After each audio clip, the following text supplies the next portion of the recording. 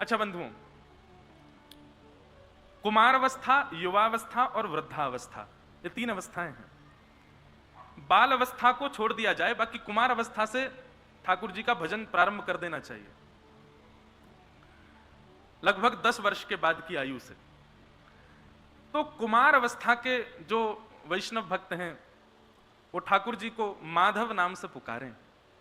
माधव, माधव का अर्थ क्या है? माधव, धव माने भागो, मत भागो, मत भागो, हमसे दूर मत भागो। छोटे बालक खेलते हैं ना, तो माधव नाम का उच्चारण यदि कुमार अवस्था के बालक करेंगे तो ठाकुर जी उनके साथ क्रीड़ा करते हैं। युवावस्था के जो हैं वे कृष्ण नाम का उच्चारण करें कि हमारी इंद्रियां केवल इन्हीं से आकर्षित रहें, क्योंकि युवावस्था में इंद्रियां अन्य अन्य भटक जाती हैं। तो कुमार अवस्था के बालक माधव नाम का कीर्तन किया करें, माधव माधव माधव जब भजा करें। युवावस्था के कृष्ण नाम का कीर्तन किया करें, और वृद्धावस्था के लोग वो गोविंद नाम का कीर्तन किया करें। गोविंद, ठाकुर जी को गोविंद नाम अति प्रिय। कुंती ने अपनी स्तुति में कहा है ठाकुर जी से गोविंद। तब वहां पर रसिकाचार्य कहते हैं कि और हमारे पूर्वाचार्य कहते हैं, भागवत के टीकाकार कहते हैं कि कुंती ने ठाकुर जी को गोविंदाय नमो नमः क्यों कहा? कृष्णाय वासुदेवाय देवकी नंदनाय च नंद गोप कुमाराय गोविंदाय नमो नमः। कुंती ने अपनी स्तुति में गाया है ये श्लोक। तो गोविंद कहा, इसके पीछे व्याख्यान करते हैं टीकाकार, बहुत ध्यान से सब लोग इधर देखो, कथा सुनो। कुंती भगवान से कहती है, नाथ आपके भक्तों की मंडली की सबसे वृद्ध गऊ मैं हूं। बहुत ध्यान से सुनो, आपके भक्तों की गौशाला में आपकी सबसे वृद्ध गैया जो है वो मैं हूं, कुंती कहती है। इसलिए मुझे लगता है कि आप मुझसे बहुत प्रेम करते हो। कुंती ने अपनी स्तुति में कहा था कि ठाकुर जी आप मुझको देवकी से भी ज्यादा प्रेम करते हो। यथा ऋषिकेश खलेन देवकी कंसेन रुद्धार्थ चिरम सुचार्पितम। कुंती ठाकुर जी के सामने खड़े होकर के और स्पष्ट रूप से कहती है, ठाकुर जी आप अपनी मैया देवकी से ज्यादा मुझसे प्रेम करते हो।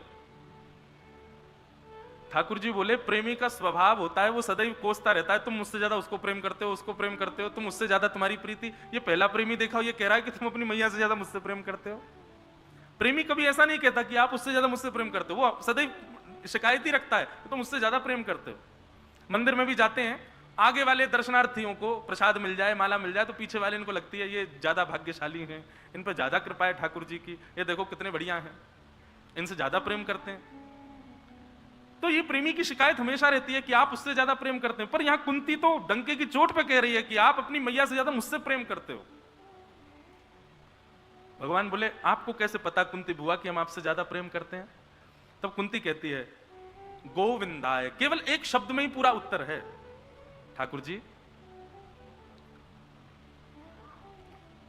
आपकी मैया ने आपसे पहले 7 बालकों को जन्म दिया।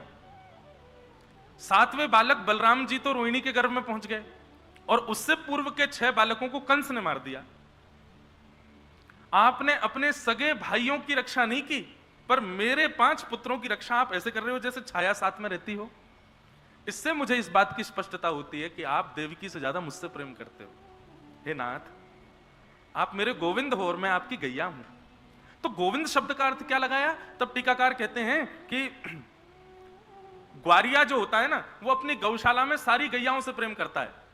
बछिया से प्रेम करेगा, बछड़ा से प्रेम करेगा, गैया से प्रेम करेगा, दूध देवे वाली से प्रेम करेगा, सबन से प्रेम करेगा। पर शाम को जब वो थक जाता है और सारी कार्य से निवृत्त हो जाता है, तो वो अधिकतर ग्वारिया सबसे ज्यादा उसके पास रहता है जो सबसे वृद्ध होती है, जो ना दूध देती है ना किसी और कार्य में रहती है, केवल कोने खड़ी रहती है। ग्वारिया उसी के पास जाकर के और उसी के गले में हाथ फेरता रहेगा, उसी से लिपट जाएगा, उसी से प्रेम करेगा।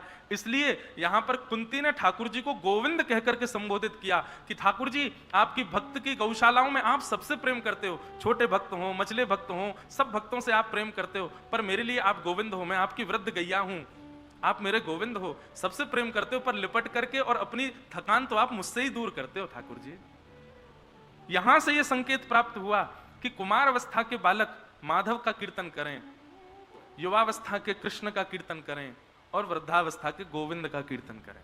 गोविंद। गैयाओं ने भगवान का नाम रखा गोविंद। अच्छा, गोविंद का एक भाव यह है कि भाई वृद्धावस्था में तुम्हारे दांत फांत टूट गए, फिर बोले को कैसे, कृष्ण कैसे बोलोगे, हवा निकल जाएगी सबरी।